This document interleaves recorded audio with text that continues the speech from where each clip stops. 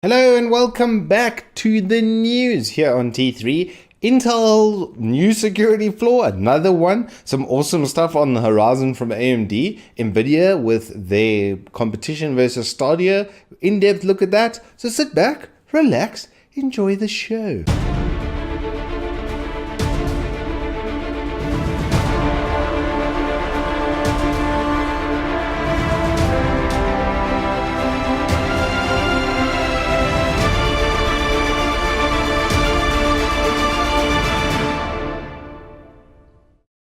So as I mentioned, first thing we will be starting with is going to be Intel. Now Intel has a new security leak issue, another one that dates back to processors as early as 2011. Now this one is a lot harder to execute than the previous one that they had.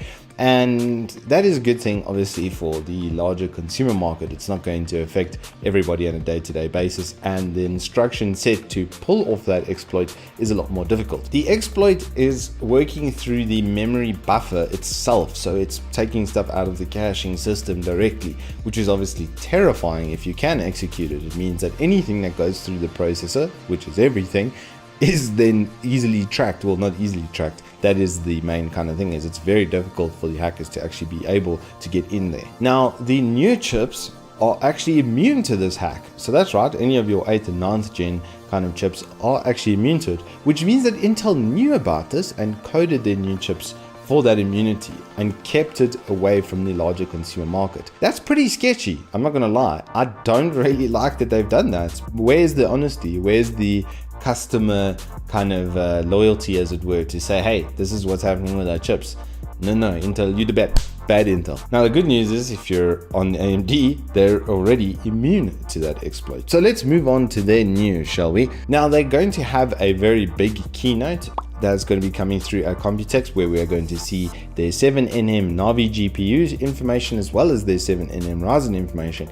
And I think it's going to be extremely interesting, because I presume they would release the kind of pricing information, because their release date is set for Q3 of 2019. So that runs from July, August and September.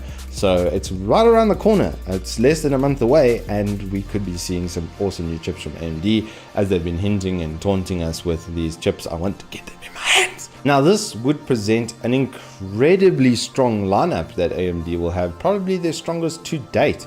I don't think that anybody is really going to be able to pull over ahead of them in the near future. And this is extremely good going, especially when they were on the back foot less than half a decade ago. So to turn it around like that is just good job, AMD. Good, you do you. It was self-pats on the back. Good stuff. Another big feather in their cap is this architecture will also be going into the console markets. The Xbox One X and the PS4 Pro are both based on AMD APU architectures, so we'll be seeing that 7nm process carried over to the console market. I do actually see this hurting the PC market in general, especially if the peripheral availability or the peripheral inclusion is broadened to include mouse and keyboard.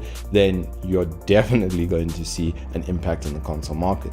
Who knows what this is actually going to do to FPS titles and console titles like Call of Duty and the like.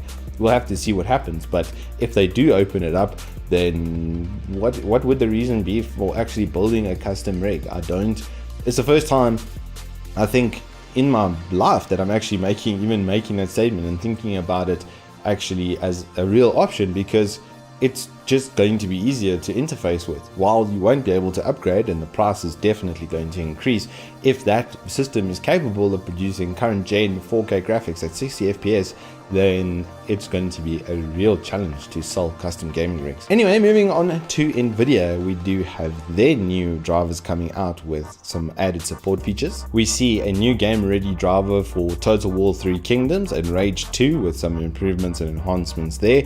Also some auto game capturing functionality for some of the other titles, which is really cool, being Battlefield 5 and MK11 that they've added now, where you can have kind of auto capture, and a significantly better experience with Vulkan rendering on World War Z. Vulkan, I think, is actually making really good waves for itself in being a preferred rendering platform of choice, and I do actually foresee it taking over DX12.